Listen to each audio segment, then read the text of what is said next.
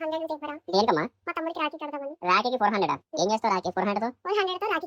రాఖీ ఎలా? ఇదిగోండి. ఎంత బాగా చేసావు రాఖీ. 100 notes తో చాలా బాగుంది మధు. స్పెషల్ గా ఉంది. అదో ఎప్పుడు కొట్టుకొని తిట్టుకుని ఉంటావు. రాఖీ అనగా నిన్ను పట్టిన వచ్చావు మీ తమ్ముడు కోసం. అవునండి, అమ్మలో సగం అక్షరం, నాన్నలో సగం అక్షరం. అన్నైనా తమ్ముడైనా అమ్మైనా నాన్నైనా వీడే కదండి నాకు. అమ్మ తర్వాత నాన్న తర్వాత మమ్మల్ని చూసుకునేది వీడే కదండి. అన్నైనా తమ్ముడైనా నాకు వీడే అండి. Happy Rakshabandhan dear brother.